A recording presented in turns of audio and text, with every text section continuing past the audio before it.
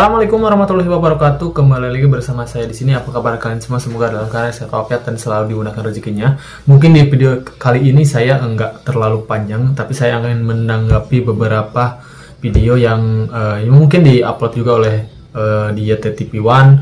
Katanya gara-gara pinjol bisa sengsara sampai mati kayak gitu ya, seperti ini di sini. Nah, ini intinya gini. Kita harus berhenti dengan pinjol ini sendiri. Jadi jangan sampai kita gali lubang tutup lubang ya. Kalau seperti itu ya mungkin kita akan sengsara. Pinjol ini gak akan pernah berhenti, gak akan pernah selesai. Kita kembali ke hukum pinjol itu sendiri. Yang namanya pinjol ujungnya lunas dan hangus walaupun gak bayar sama sekali. Jadi kita kembali ke itu sendiri. Kalau dikira kita sudah tidak sanggup untuk bayar, kenapa kita nggak stop bayar aja? Kan sudah diatur dalam hukumnya, yang namanya pinjol adalah perdata. Gak ada hukum pidana. Kalau cuma perdata doang, kita juga siap menghadapinya lah. Cuman nama kita jelek dalam yang namanya hutang pihutang. Kita nggak akan bisa lagi pinjam ke, ibaratnya ke bank, mau KPR gitu, mau kredit motor, mobil, itu gak bisa lagi. Itu tidak ada ruginya untuk kita sendiri.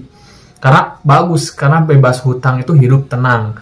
Jadi kalau memang pinjol terjerat bisa sampai mati ibaratnya kayak gitu, itu tidak akan terjadi jika kita memang bisa menghadapi gagal bayar sendiri, bisa menyetop pinjol itu sendiri. Kalau kalian dikira sudah tidak bisa bayar, udah stop bayar aja. Itu salah satu solusi yang memang terbaik bisa kita lakukan. Yang konsultasi juga ke saya banyak, tadi juga ada yang sampai hampir 300 juta hutang di pinjol, bank dan sebagainya sudah gak bisa bayar. Untungnya salah satu nasabah itu yang konsultasi mentalnya kuat lah. Karena kalau mental lemah udahlah. Karena banyak kan kejadian-kejadian yang memang sudah terjerat pinjol itu sampai puluhan juta, itu mentalnya lemah udah, mereka itu bisa melakukan tindakan yang tidak diinginkan lah, intinya seperti itu. Tapi dia kuat mentalnya. Saya juga berusaha mengedukasi supaya lebih kuat. Jadi kembali ke hukum pinjol itu sendiri, ujungnya lunas dan hangus walaupun gak bayar sama sekali. Udah, kalau dikira sudah gak sanggup bayar walaupun ratusan juta, tetap hukumnya perdata. Jadi stop bayar aja, terima risiko. Misalkan ada DC datang ke rumah, itu gak jadi masalah. Itu hanya sebuah proses jika kita gagal bayar. Kalau memang ada DC datang ke rumah, biarkan saja, mereka juga datang hanya melakukan penagihan.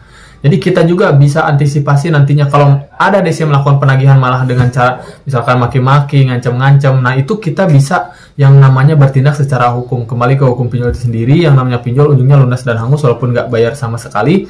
Jadi kalau ada DC melakukan penagihan seperti itu, nah itu bisa dijerat hukum pidana. Karena yang namanya penagihan itu ada aturan juga.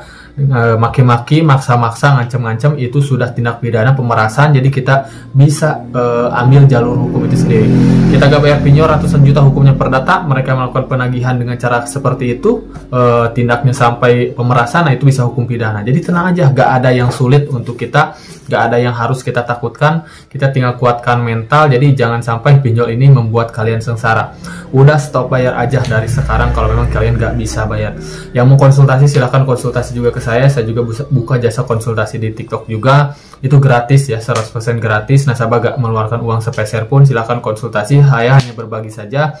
Kalau memang ada solusi, mungkin rasa takut misalkan ada DC datang ke rumah, itu juga nanti ada metode-metode yang akan saya lakukan untuk membantu teman-teman. Silahkan konsultasikan aja ke saya via TikTok ataupun di deskripsi video nanti saya sertakan juga kontak untuk bisa kalian hubungi ya. Itu gratis teman-teman ya.